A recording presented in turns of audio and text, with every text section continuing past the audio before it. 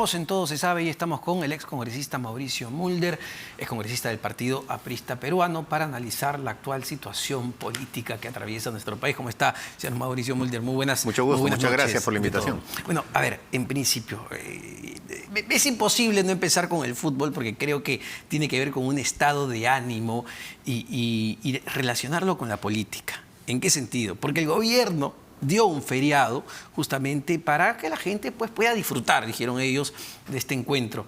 Pero ¿cómo cree que pueda terminar afectando ese desánimo de la población a lo que ya vivimos en el día a día? Bueno, va sin duda alguna a ocurrir que hay un gran desánimo en la población que se va a sumar al desánimo que ya tiene la población en sí misma por el tema político. No es novedad que los gobiernos pretendan utilizar algunos triunfos deportivos para tratar de adormecer a la gente, ¿no? Eso lo hizo, por ejemplo, Velasco, lo hizo Morales Bermúdez. Y bueno, ahora el actual gobierno, no era que estuvieran haciéndolo, pero seguramente que rezaban para que saliera la clasificación, porque eso les daba por lo menos unos 4 meses hasta Qatar. Un poco de oxígeno, ¿no? De oxígeno, y la gente ya vaya a estar en modo fútbol, ¿no? Como son toda la publicidad, todo está en modo fútbol y todo eso se les ha venido abajo. Entonces va a haber, sin duda alguna, un recrudecimiento de la crítica contra el gobierno.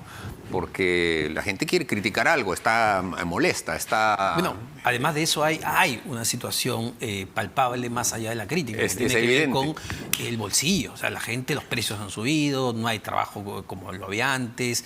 Hay una situación que sí genera malestar, ¿no? Exacto, eso en la parte, digamos, económica y de la vida cotidiana, pero cuando también ven a los políticos, sobre todo a los ministros y al presidente de la República, tú estabas ahorita comentando la entrevista de ayer, la gente dice, ¿qué importa lo que digas? Si de todas maneras están diciendo mentiras. Y ese, en el caso pues, de Castillo, con mayor razón, porque todo lo que dice es mentira.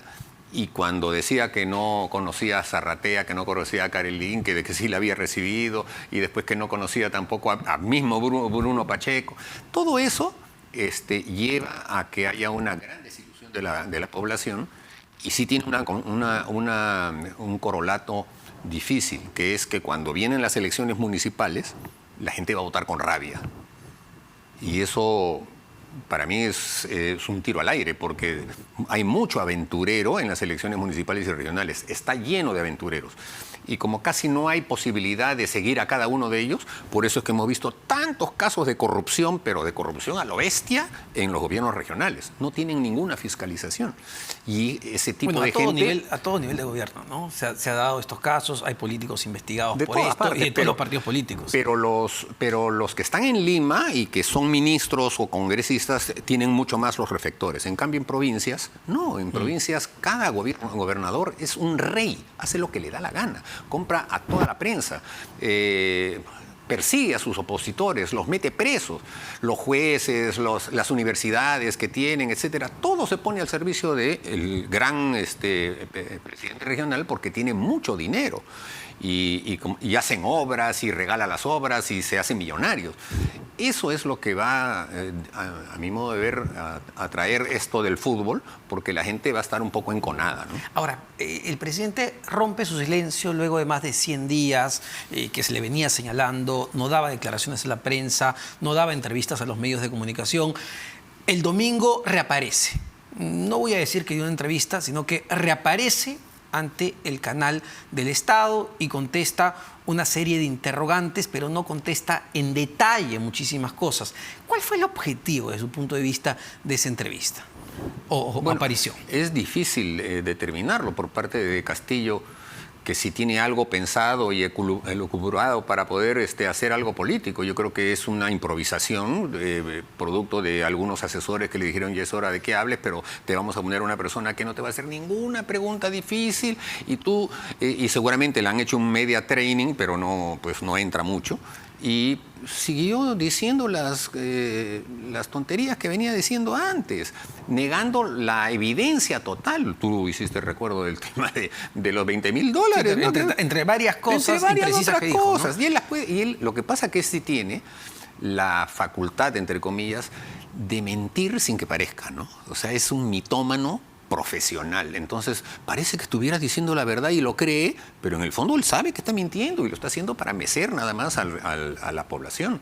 Y eso me llevó a mí a verla 2 minutos nada más esa entrevista y cambiar el canal. Pero es lo que llama la atención, porque claro, si yo quiero salir a dar un mensaje, usted como político lo sabe mejor que yo, si yo quiero dar un mensaje, tengo claro qué mensaje quiero comunicar a la población. Bueno, elijo el medio del Estado para que no me hagan repreguntas o preguntas difíciles, pero tengo claro el mensaje. Pero en este caso lo que vemos es una serie de clarísimas contradicciones o hechos falsos. Totalmente falsos.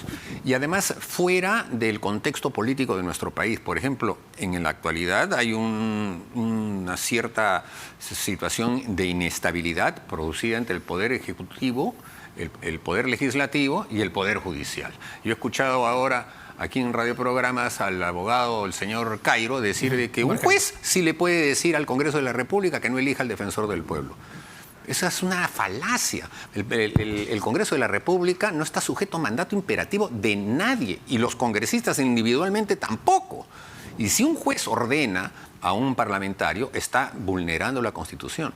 Sobre todo cuando el Poder Judicial se pronuncia, no es con un juez de primera instancia, el Poder Judicial cuando se pronuncia en una decisión que ya es inapelable, es cuando llega a la Corte Suprema. Entiendo que no es la posición de todos los constitucionalistas. Sin citar a Omar Cairo, he escuchado a otros constitucionalistas respetables también, esos son que señalan constitucionalistas. Que ningún poder pues, es absoluto, ¿no? Y que de todas maneras debería haber un control judicial. Ya ha pasado en el pasado. El control judicial existe.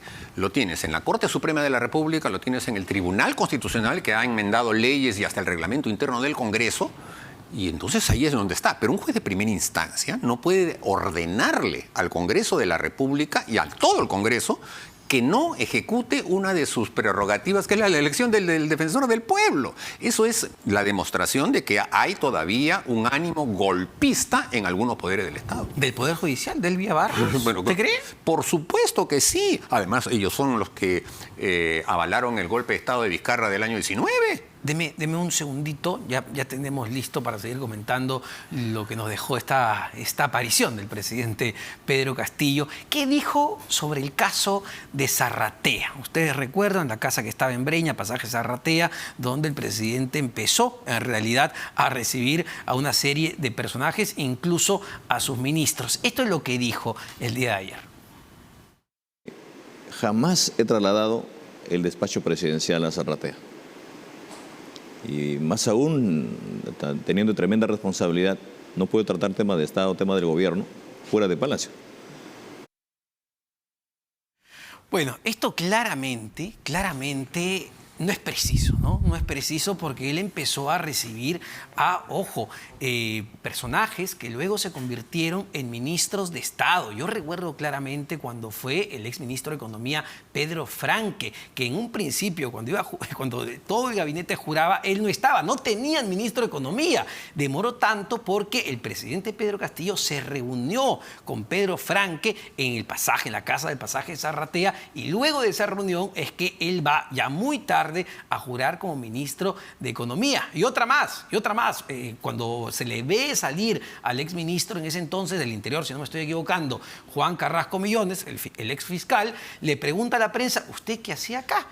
Bueno, vine a tocar temas de Estado, ¿no? De Estado con el presidente de la República, Pedro Castillo. Claramente sí despachaba en Zarratea, al punto que la propia Contraloría General de la República emite un comunicado al respecto advirtiendo de estas irregularidades. Entonces, eso al menos que ha señalado el presidente es totalmente impreciso.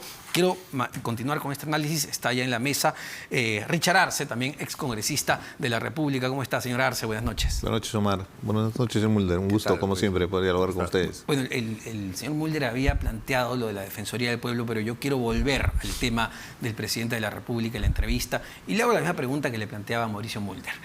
¿Cuál cree que ha sido el objetivo del presidente de reaparecer ante un medio de comunicación? Es una respuesta mediática, ¿no? Hay una presión de parte, yo diría social, más que de los medios, porque es una obligación de cualquier autoridad rendir cuentas. y una forma de interpelación justamente es a través de los medios de comunicación. Si uno se compromete asumiendo una responsabilidad como gobierno, tiene que tener también la responsabilidad de informar al país sobre sus acciones. Y tú sabes bien, son más de 105, 106 días que el presidente no le da cara a los medios de comunicación, que son los intermediarios, ¿ah? O sea, seamos claros, en realidad él tiene que dirigirse, utilizar la cámara para hablarle al país. Sabemos de sus serias limitaciones, pero el tema de fondo es en realidad el esclarecimiento en todos estos casos donde está involucrado su gente del entorno más íntimo, desde los sobrinos, su brazo derecho en Palacio, que era el jefe casi de gobierno, y en este caso su ministro estrella, al que le paraba ratificando cada vez que se removía gabinete tras gabinete. Que el único mérito que tenía, lo dijo Juan Silva, es que sabía conducir un vehículo y por eso era ministro de Transportes y Comunicaciones. Y hay que decirlo frontalmente, porque cuando hay corrupción, así sea de derecha, así sea de izquierda, se confronta. No hay que ser complaciente. Y ahí aprovecho para preguntarle algo, porque usted se considera, me imagino, un hombre de izquierda. Ah, por supuesto. A ver, ¿este es un gobierno de izquierda? Son aventureros políticos que utilizan muy bien el discurso de izquierda y que han llegado justamente a un sector muy importante del país, porque seamos sinceros, hay un sector del país que vive de espaldas a la realidad de estos gobiernos de turno que siempre los han excluido, no hay accesos a servicios, y ese sector miraba con mucha esperanza la posibilidad de tener un gobierno que los representaba y que reivindicaba, entre comillas, los derechos como todo peruano, o sea, seas blanco, negro, de todos los colores, todos somos peruanos y tenemos los mismos derechos para poder acceder a servicios básicos como salud y educación. Y ellos ganaron la elección justamente con ese discurso de reivindicación, pero un discurso de reivindicación revanchista, de confrontación.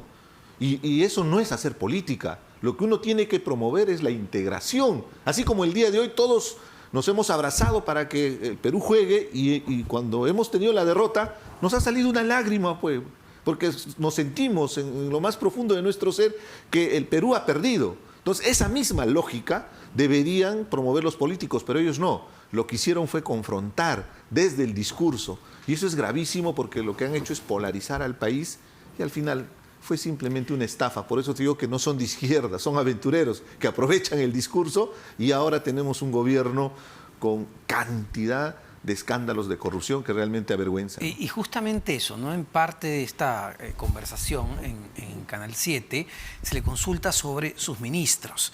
Y bueno, él responde algo que sí, no solo llama la atención, sino que preocupa, que a él y a su gobierno, entiendo, y al gabinete, al propio premier Aníbal Torres, no les interesa su pasado, sus credenciales, que ellos solo le creen en su palabra. ¿Esto es válido para un presidente, para un premier? No, sin duda que no. Un presidente tiene que saber escoger y además tiene que escoger a lo mejor que hay en un país.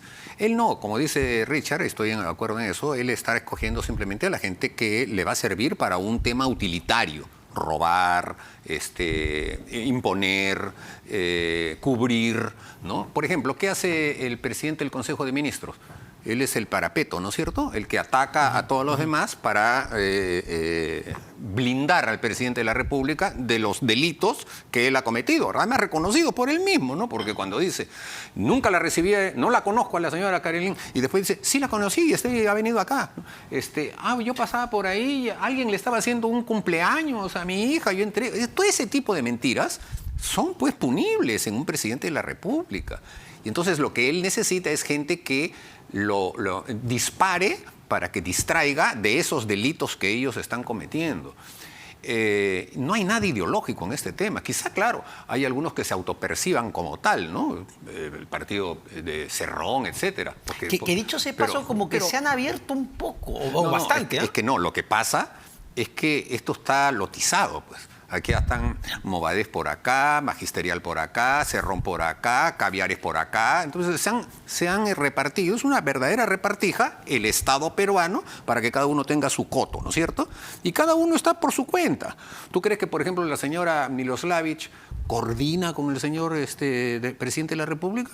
Pero si lo debe despreciar profundamente, por favor. ¿Tú crees que el señor Franque le explicaba al señor Castillo cómo funciona el tema de la tasa de cambios, etcétera? No, pues. Simplemente ellos gobernaban lo que les había tocado en la repartija y por eso es que no ha habido ningún orden de nada y el país se ha venido abajo.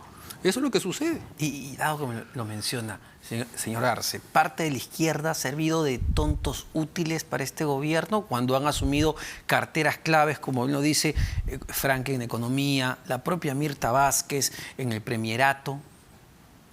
Yo siento que ha habido cierto oportunismo, ¿no? De poder tener un espacio de poder que, entre comillas, se podría entender como legítimo cuando uno asume una responsabilidad, cuando se entiende que para la segunda vuelta respaldaron varias propuestas de izquierda. El tema es si tú le entregas un cheque en blanco y si tú lo haces sin condiciones. Y hay un tema de principios.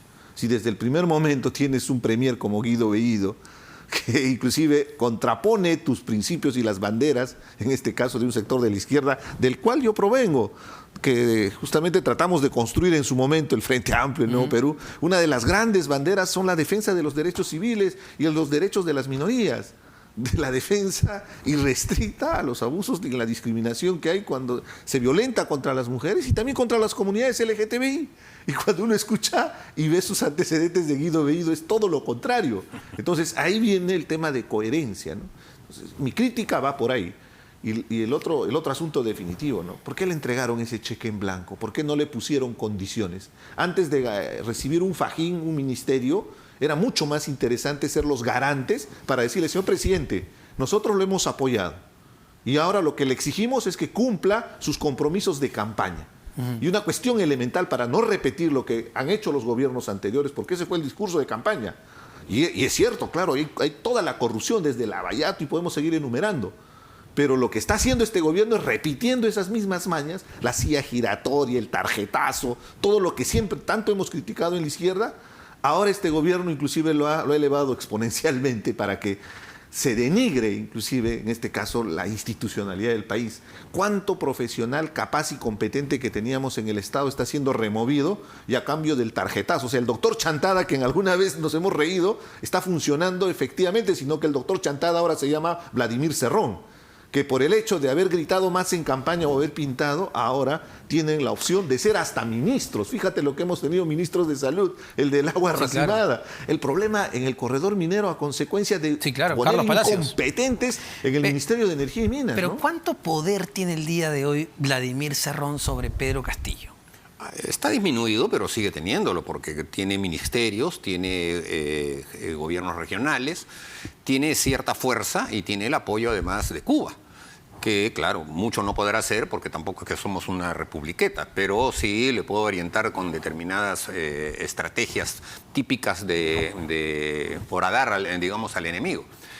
Pero es evidente que si él es una parte de este gobierno, las otras partes, porque son como 6, son o igual o quizá un poco más elaboradas que la de él. Entonces, la guerra que están, como dice él, efectivamente, por la repartija, por los puestos públicos, etcétera, se los está comiendo. Porque Cerrón, por ejemplo, debería tener un discurso contra el gobierno que fuera netamente ideológico. Podría decir, discrepamos de lo que usted hace, no es de izquierda, lo que fuera. No, pues, o sea, toda la pelea es porque pongan a fulanito, pongan a menganito, al ministro no sé cuántos, etcétera. Y entonces, como ya está arrinconado, porque los otros grupos también lo han empezado a arrinconar y él está ya con procesos y Pinturita todavía ya está preso y todo lo demás, entonces él ya se encuentra en guerra, pero como no tiene capacidad de poder enfrentarse, ya está bastante disminuido. No creo que tenga capacidad de recuperarse. Sí, claro, no hay un tema ideológico aquí, ¿no? Claramente el ministro de Economía, una cartera importantísima, está en manos de Oscar Graham, un funcionario pues competente, de carrera, pero que no es de izquierda en lo absoluto. No, y lo más contradictorio es que supuestamente tienen un gobierno, entre comillas, revolucionario y que iba a hacer cambios estructurales, pero no le hace ni remilgos a la hora de aliarse en el Congreso la bancada de Cerrón con la extrema derecha. O sea, con lo más rancio, para tumbarse la reforma universitaria, para tumbarse la reforma de transporte, para tumbarse la figura de colaboración eficaz. El Tribunal Constitucional. El Tribunal Constitucional se pusieron de acuerdo. ¿Qué magistrado es de izquierda de los que se ha seleccionado? Ese tema es determinante. ¿Por qué? Porque una de las grandes banderas, y yo estoy convencido que es importante cambiar la Constitución, pero si tú abogas y tienes ese argumento, ¿cómo puede ser posible que tú respaldes con tu bancada la elección de un tribunal constitucional que es competencia del Congreso de la República, en eso no está en discusión. El tema es cómo vas a refrendar a un tribunal constitucional, yo diría hasta ortodoxo, no por su posición, que ellos no van a permitir que se le toque nada a la Constitución. Ellos no están de acuerdo, los 6 miembros que han sido nombrados. Entonces, ¿dónde está el discurso de Vladimir Cerrón de querer cambiar la Constitución? No es coherente, pues.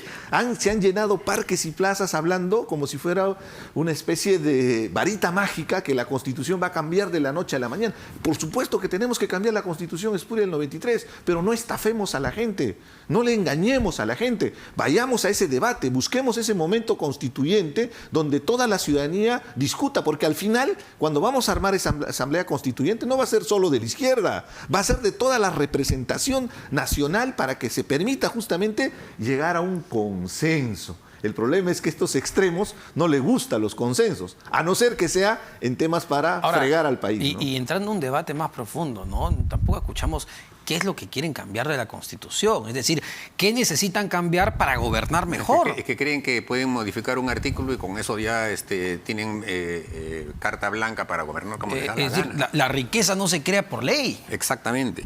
Lo cierto es que el tema de la Asamblea Constituyente les sirvió en su momento para amalgamarse un poco y tratar de imponer condiciones, pero eso se les viene abajo en la medida en que justamente están en un proceso muy complicado de pugnas internas. Y esto no tiene una solución a la vista, porque como no hay un conductor, al contrario, justamente porque ese conductor no es conductor, entonces todos los de abajo hacen lo que le da la gana y se arranchan las cosas. Esto va a empeorar, no puede mejorar, no hay manera de que esto mejore, ni aunque se pongan de acuerdo en el Congreso ni nada de eso, porque justamente en el Congreso, ¿qué es lo que sucede? No hay partidos políticos. O sea, lo que hay ahora en el Congreso son el partido del señor Acuña, el partido del señor de Podemos, el señor Luna, o sea, los que tienen billete. Esos son los únicos que están. Y sus integrantes son todos independientes. Hacen lo que quieren, votan como quieren, se cruzan los votos, no tienen consignas, no tienen estructura política, porque esa es la pseudo reforma que metió el señor Vizcarra con el señor Tuesta y que hace que los verdaderos partidos políticos estemos arrinconados en un mar de burocracia y de papel sello sexto para tratar de volver a ser un partido político para que podamos presentarnos. Cuando en realidad los partidos políticos son asociaciones de ciudadanos libres que se juntan y tienen un pensamiento ideológico y dicen, claro, vamos por este lado. También han sido castigados por el voto popular, ¿no? Bueno, a ver, yo quisiera estar castigado por el voto popular, pero déjenos participar, pues, para poder estar siquiera castigados o tener la posibilidad de que no nos castiguen. Pero cuando se arrincona a los partidos y lo que hay ahora son solamente membretes, tú no puedes tener un Congreso tampoco que sea representativo de la población. Por eso es que la gente al final también está contra todo tipo de políticos. Y, solo hay un detalle muy importante. Yo estoy de acuerdo con cambiar la Constitución del 93. Y un tema determinante es el capítulo de la reforma política. Justamente es asociado al tema de la representación de los partidos políticos, para que haya esa legitimidad. Bueno, porque tiene que ver con el menú, ¿no?, que nos presentan los partidos a los electores. Por ejemplo, se vencen las inscripciones para los movimientos regionales y partidos nacionales para las elecciones municipales y regionales. Mañana. Sí, y hay un gran detalle. Por ejemplo, nosotros hemos hecho una alianza, el movimiento regional, con un partido nacional, pero en la región. Ahora tenemos que someternos a la discrecionalidad del Partido Nacional, porque como movimiento regional, lamentablemente la ley dice que el Partido Nacional te absorbe. ¿Eso hace qué? Que el día de hoy, por ejemplo, no quieran inscribir nuestra lista, por ejemplo. El día de hoy he estado discutiendo porque no quieren inscribir en Somos Perú la lista que lidera Richard Arce para Apurímac. A pesar que hemos pasado todo el procedimiento para las primarias, hemos seguido escrupulosamente todos los trámites. ¿Por qué? Porque lamentablemente la estructura electoral hace que los partidos nacionales que tienen bancadas o representación en el Congreso han pretendido primero manipular el proceso electoral. Y hemos visto, inclusive han querido cambiar el calendario electoral, han querido romper un principio elemental que es la preclusión, que va cerrando etapas, y ahora, en este caso particular, yo tengo que someterme a la decisión que va contra la ley, inclusive podría ser hasta delito. Entonces, es una muestra clara de representación, todos los partidos políticos, representación legítima a través de movimientos regionales. Todos estamos en eso, perdiendo el tiempo. En lugar de hacer política, los que hacen política y pertenecen a un partido político tienen que que estar haciendo el papelito de acá, firmar acá, que no sé cuántos, búscale sellos, llamen a un notario que me ponga sellos y toda la cuestión. Incluso ha habido un caso, te lo pongo así de esta manera, tú sabes que tienes que pegar una ficha. Acá, ellos han puesto una raya. Si tú te pasas un poquito de la raya de la goma, te anulan todo el expediente. Así es la OMPE y el Jurado Nacional de Elecciones. La burocracia llevada a la N potencia. Ahora, en el caso tuyo no hay mal. En el caso tuyo no hay mal que por bien no venga. Sí, pero hay un detalle muy somos importante. Perú, por favor. Sí, pero hay un detalle ahí. Somos Perú, donde están los dos traidores. O sea, está Vizcarra y Salaverry. Usted sabe que para poder desarrollar una propuesta política se gana en segunda vuelta una elección regional. ¿Sería pretencioso? Podría, o sea, tengo la capacidad de poder movilizar en mi región, pero hacer la alianza significa que consolides para que tengas candidatos distritales, provinciales y con eso tener una posibilidad, porque Apurímac va a ser a partir del próximo año, con el canon minero, la región que va a tener los mayores ingresos. Y tengo siempre y cuando la minería se los permite. Tengo terror, claro, pero tengo terror a que se convierta en un Ancash, pues. ¿Recuerdan a la Álvarez? Por favor. César Álvarez. Claro. 1.000 millones de antamina. El próximo año, Apurímac va a recibir, según las proyecciones, a pesar de todos estos serios problemas, un promedio de 1.000 millones. Imagínense si un truán entra al gobierno regional de Apurímac. Entonces ahí viene la responsabilidad de ofrecer mis humildes servicios a mi región, con los antecedentes políticos, evidentemente, para poder mostrar que se puede hacer una gestión eficiente de una izquierda moderna. Ahora, pero eso y que permite desarrollar. Pero fíjate, en este caso estoy sometido a la decisión justamente de un partido como es Somos Perú, porque el acuerdo fue regional. Partido, pues, pero nuevamente, Somos Perú no es partido. Parte por la reforma política que tendría que estar en manos del Congreso de la República. Yo les pregunto. Y hay que cambiar la Constitución en ese capítulo. Sí, claro, pero ¿qué está haciendo? Por el capítulo económico, y ahí podríamos entrar también al debate, porque hay temas interesantes. Pero antes, claro que sí. Pero antes, ¿qué está haciendo este Congreso? Es decir, ya, estamos en una crisis política, coyuntural, por las decisiones o acciones o dichos del presidente Pedro Castillo y de su gobierno. ¿Qué está haciendo el Parlamento para salir de esta crisis política? Pero es que no puede hacer mucho, pues si tú tienes un partido histórico como Acción Popular y adentro hay como los niños que se entienden cada uno por su cuenta, hace lo que le da la gana, no van a las sesiones donde tienen que votar con... O sea, ya son partidos horadados, ya son partidos que son en el fondo simplemente membretes. Y eso es lo que hay actualmente en el Congreso. El Partido Fujimorista, yo se lo decía a él siempre y sigo pensando eso, es una federación de independientes. Cada uno piensa como quiere y no había nunca una cohesión. Trataban de hacerlo, pero se les escapaban las cosas. Imagínate con lo que habían tenido de 70 congresistas. 73. O sea, las cosas, 73, ¿no? Muy complicado. Trabajaron juntos en ese... Y la verdad es que no son partido político. Nosotros sí somos partido político. Y por eso es que a nosotros nos pusieron la puntería. O sea, ni somos un partido histórico, ni andamos buscando, así, como él, somos Perú, alguien que me cobije. No, pues, o sea, él debería fundar tu partido. Tengo mi movimiento regional, hemos ido con mi movimiento regional. Partido nacional. Vamos a trabajar para ello. Un partido nacional. Paso por paso. Ahí está. Yo te aconsejo que lo hagas. ¿En dónde? ¿En Chiclayo, en Trujillo, con el APRA? No, sí, ya, sí, igual, nosotros estamos empezando en Apurímac. Perfecto. Y vamos a construir. Perfecto. Pude haber participado con mi movimiento regional y me está costando justamente buscar el consenso, porque así se gana las elecciones. Correcto, entonces. Pretender solo. Pero construir un partido político. Esa es la dificultad. Es, primero, la ideología. Segundo, la honestidad de las personas con las que tienes que estar. Tercero, que esa honestidad sirva para que el político siempre diga la verdad. Yo vengo de un partido fundado por Aya de la Torre que siempre decía eso. La verdad, aunque duela, hay que siempre repetirla. Y creo que una de las cosas que falta en el Perú es decirle la verdad a la gente y no tratar de edulcorarla para que pueda supuestamente votar por mí. Y entonces la verdadera reforma política no la están haciendo en el actual Congreso, ni la está haciendo el señor Tuesta, no, la verdadera reforma política la tienen que hacer los que hacen la política. Sí, claro. Como está haciendo él, como estoy haciendo yo. Pero tienen que llegar pues al Congreso de la República y ahí hablando, porque tienen que aprobar las leyes de todas maneras. Sí, cierto, pero se puede influir. Contrabando, ¿no? Porque nosotros somos, ahora por ejemplo, la bicameralidad sería interesante para poder legitimar. Nosotros somos un partido que tiene 90 años. Y de esos 90 años hemos estado en la legalidad solamente 25 años. O sea que estamos acostumbrados a hacer política sin necesidad de tener puertos públicos. Y por eso es que los partidos trascienden. Y esa es una realidad. Pero Richard Arce decía algo interesante, ¿no? Lo de introducir leyes de contrabando, que también sucede mucho y ha sucedido en congresos pasados. Fíjate, vamos a analizar con objetividad. Definitivamente que la bicameralidad es antipopular. O sea, la gente no está de acuerdo. Por ejemplo, a mí me parecería interesante que con el mismo presupuesto son más o menos 600, 700 millones de soles. Con ese dinero yo considero que es suficiente para tener un parlamento bicameral. El asunto es que la idea sale y de contrabando te empiezan a poner algunas cosas eso le quería que decir, generan más bien el rechazo a la propuesta. Y eso fue lo que sucedió Exacto, esa vez del referéndum de la bicameralidad. ¿No estábamos de acuerdo con la bicameralidad o no estábamos de acuerdo con lo que, me parece, introdujeron dentro del proyecto de la bicameralidad, que al final Vizcarra hace campaña por el no y termina siendo rechazada? Mira, la población Ahora está en lo que contra está- del Congreso en general. Si tú le dices... aniquilamos el Congreso, la gente va a votar en mayoría. O sea, el que sea bicameral o unicameral es secundario, porque sí tiene que haber una asamblea del pueblo elegida por las personas. Sí, claro.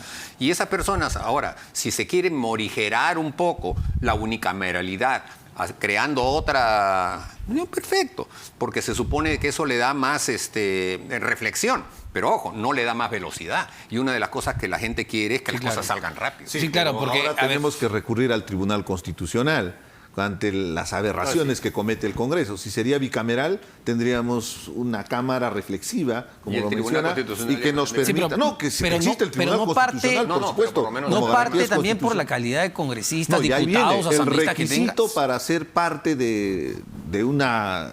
Es decir, de una asamblea de si tienes las mismas senadores, reglas actuales para evidentemente elegir a se los tiene que políticos, requerir- tienes lo mismo. No, pero se tiene que requerir cierto perfil. Es el mejor ejemplo. O sea, presidente Castillo, con todo derecho, como ciudadano, se ha sometido a la elección y ha sido elegido presidente. Pero ahora estamos cargándonos la irresponsabilidad de Claro, tener a no un tener presidente que trayectoria. no tenía la experiencia previa, como para cualquier otro trabajo. Entonces, analicemos la democracia. O sea, es importante que todos los ciudadanos tengan representación, pero para ser autoridad, definitivamente, tienes que tener cierta formación, pero lo más importante, la catadura moral, pues, la decencia, la transparencia, que es lo que se tiene que criticar abiertamente por encima del color político. Y voy a ser claro en eso, sea de derecha, de izquierda, la corrupción se confronta. Richard Arce, Mauricio Mulder, excongresista de la República, y además entiendo que está ya a la espera, ¿no? A ver si puede inscribirse como A ver candidato si al le- Si se gobernador. le ocurre a Somos Perú, parece que es aliado con el gobierno Somos Perú. y nos van a bloquear seguramente nuestra inscripción, ¿no es cierto? Pero vamos a seguir en la brega. Fue un acuerdo regional, no fue un tema con el Partido Igual, Nacional para poder participar, porque justamente las reglas de juego te limitan, ¿no?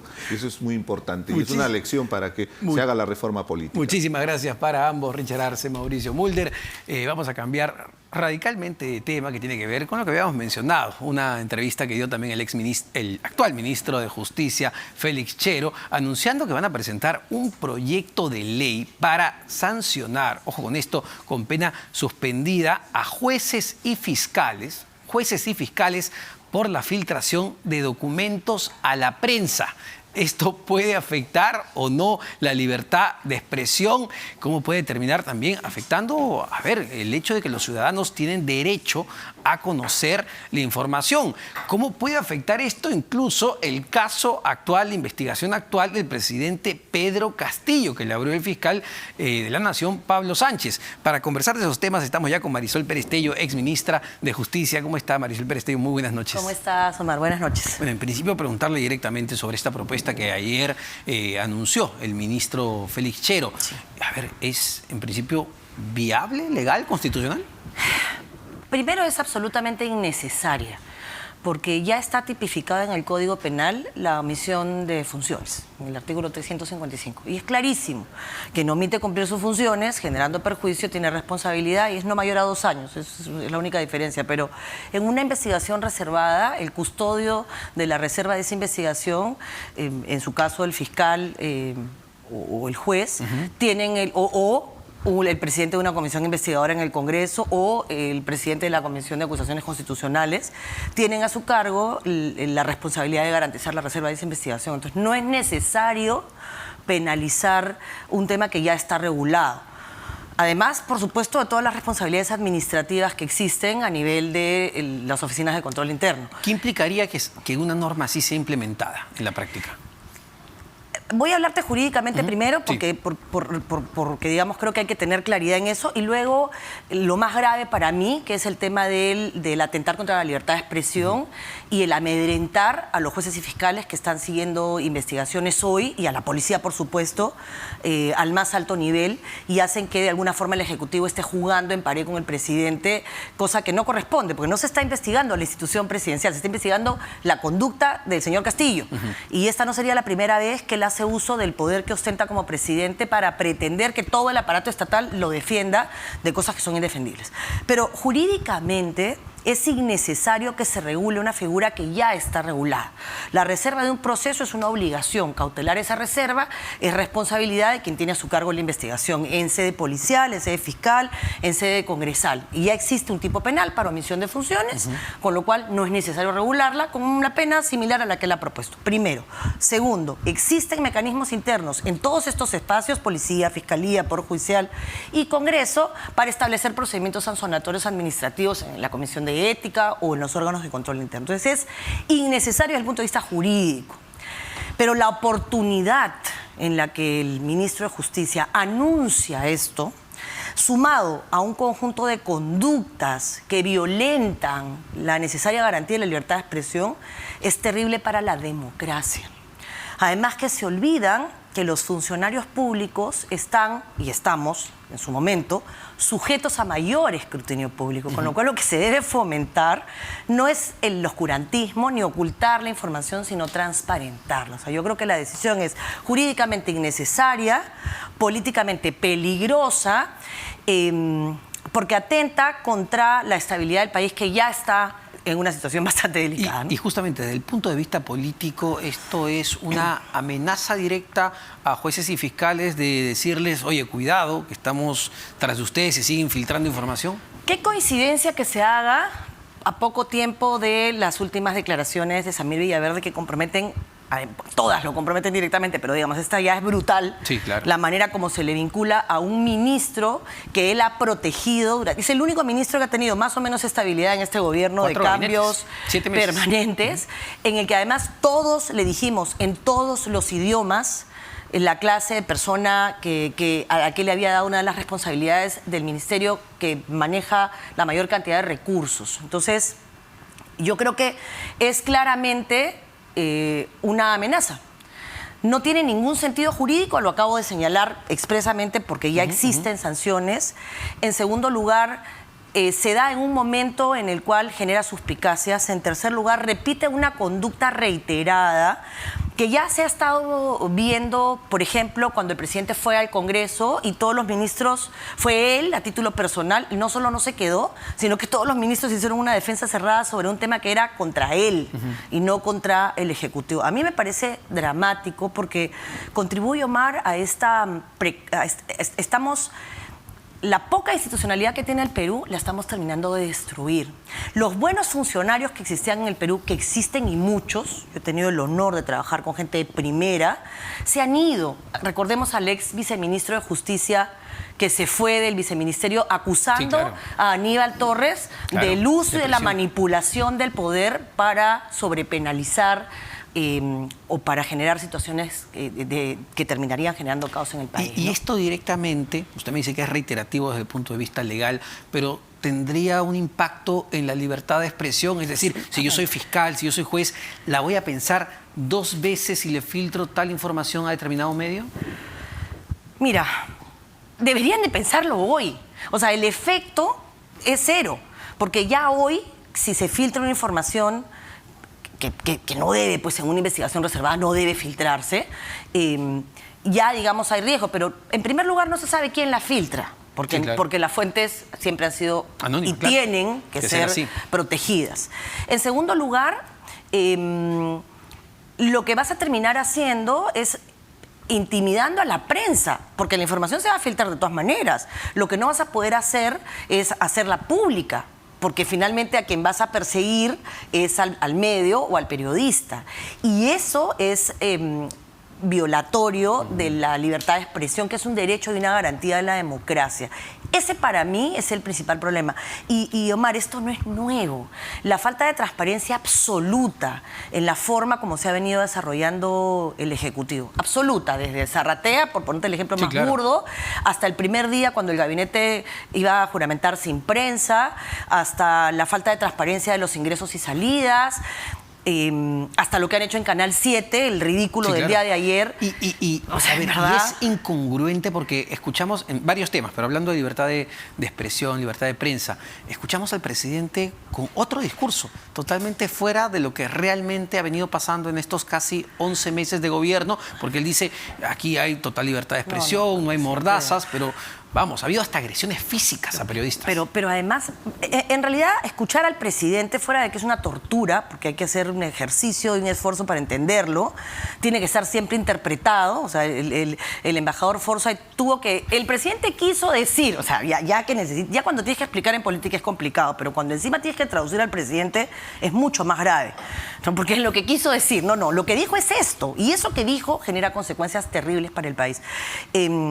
Pero la ANP acaba de denunciar, y yo por supuesto respaldo esa denuncia, una sostenida violación de la garantía y el derecho a la libertad de expresión. Y eso hay que salir a denunciarlo, porque solamente vamos a poder salir de la situación en la que estamos si protegemos instituciones por un lado, si protegemos a los buenos funcionarios que los hay y que le han dado sostenibilidad al Estado, y si garantizamos libertad de expresión y permitimos que la denuncia ponga en evidencia hechos como estos. Y yo creo que ninguna de las tres cosas se dan en este gobierno. Lamentablemente el Congreso, que es el que debería estar garantizando la libertad de expresión, con decisiones como las que ha hecho de convertir los pasos perdidos en los pasos escondidos, ya no es el espacio desde donde se podría cautelar y proteger la libertad de expresión. Solo para agregar, IPIS también expresó su preocupación ante la propuesta del ministro Chero. Y dado que menciona el Congreso de la República, ¿no? Claro, no es solo el Ejecutivo, también es el Congreso de la República basada en informes técnicos que uno diría, bueno, entonces los congresistas tampoco deberían despachar pues en ese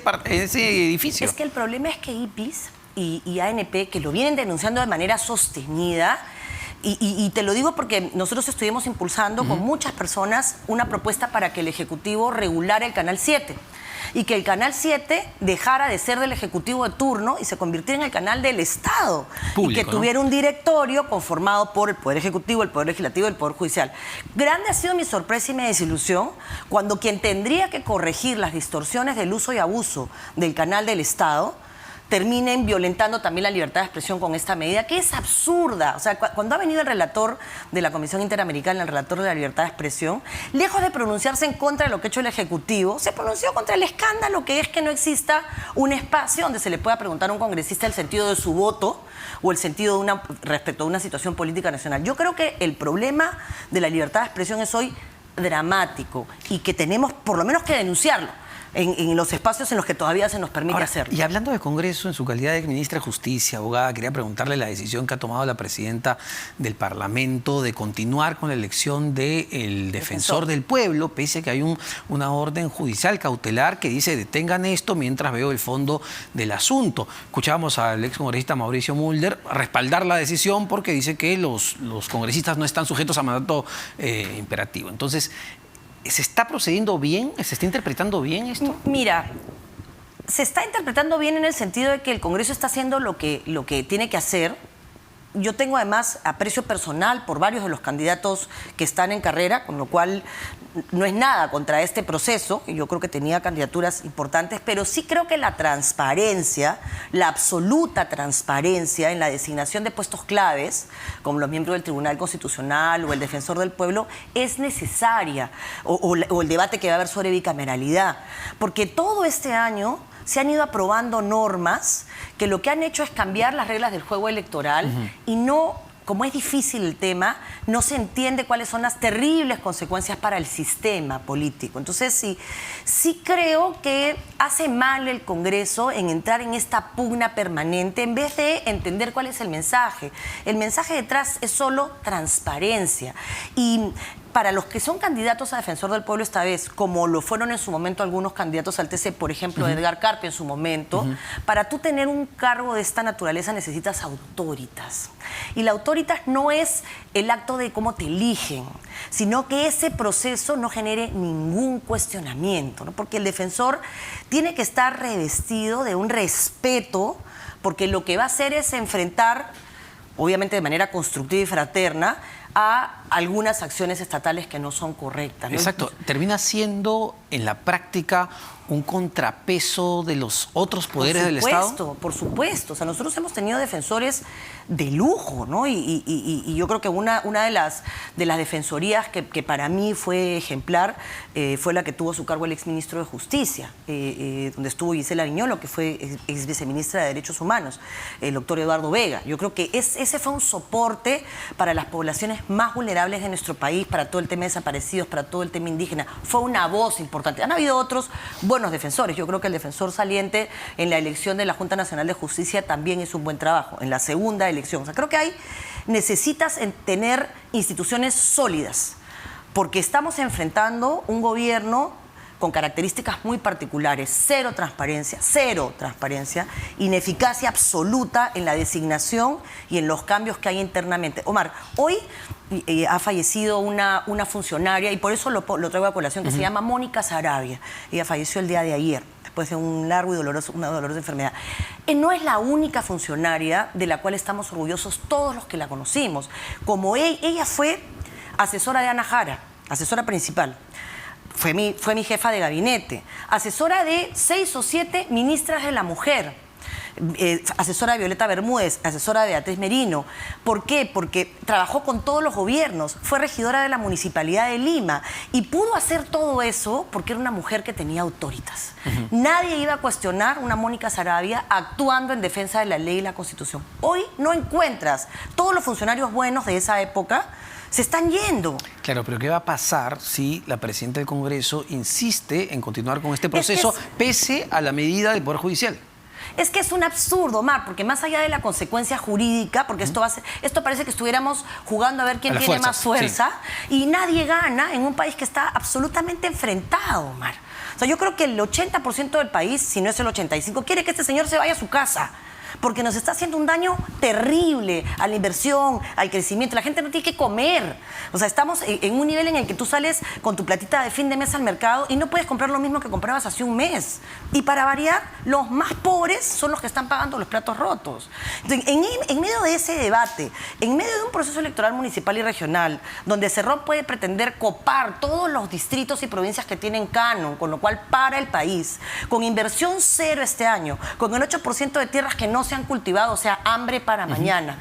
Tienes a 2 poderes del Estado en una bronca permanente y a un Congreso imponiéndose con otro poder del Estado. No tiene sentido, Omar. Y no termina, lo que conversaba hace un momento con los otros 2 congresistas, no termina desacreditando al propio Congreso de la República, porque uno dice ya, ok, ¿cuál es la salida de esto que estamos viendo como país? Quizá la salida esté en el Congreso, pero vemos un Congreso que también quiere hacer las cosas a las patadas y uno dice, bueno, es empezar. ¿Qué hacemos ya? O sea, yo creo que a veces uno tiene que, así como se le exigió al presidente, oye, Zarratea no va, te vas se le dice al Congreso, por favor, detente un minuto y evalúa si lo que estás... El Congreso está...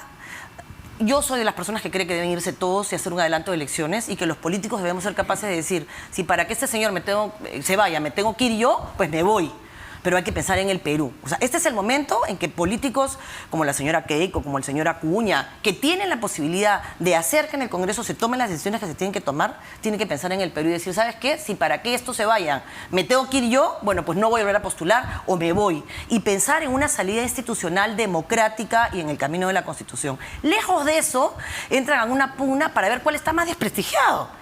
Entonces yo discrepo de la posición que tú tienes que... Y las cosas no se imponen.